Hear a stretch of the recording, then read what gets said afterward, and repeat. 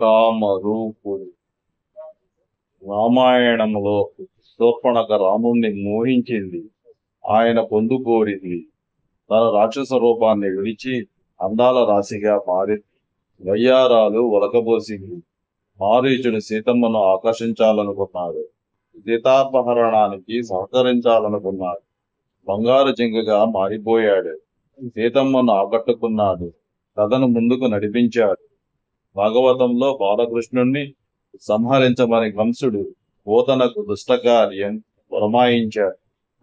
ఆమె రాక్షస స్త్రీ. అందమైన స్త్రీ రూపం ధరించి నందుడి ఇంట అడుగుపెట్టింది. యశోదను ఏమార్చి పసిబాలుడికి చనుబాలు దాగించబోయింది. ముందుగానే ఒక్కోజాలకు విషం పూసుకొని మరీ ఇచ్చింది. బాలగోపాలుడి ముందు ఆమె ఆటలు సాగలేదు. పాలతో పాటు ప్రాణాల్ని పీల్చేశాడు. అందగాడు ప్రవరాఖ్యుణ్ణి చూసి వరూదిని మోహ పరవశరాలైపోయింది. ఎన్ని రకాలుగానో ప్రవరుణ్ణి ప్రలోభపెట్టింది.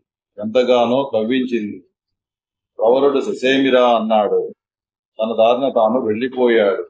వరూదినిపై కన్నేసిన ఒక గంధర్వుడు ఇదే అదనుగా భావించాడు.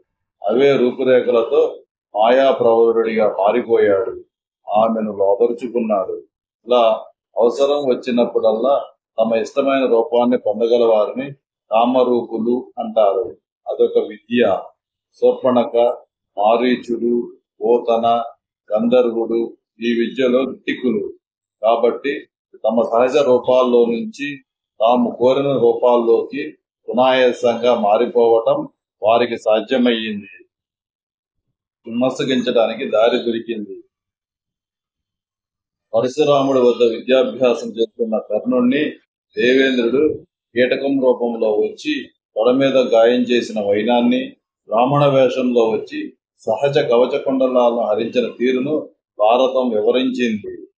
స్వర్గారోహణ సందర్భంలో ధర్మజుణ్ణి యముడు తునకం రూపంలో అనుసరించడాన్ని చెప్పింది. రామ రూపధారణకు చెందిన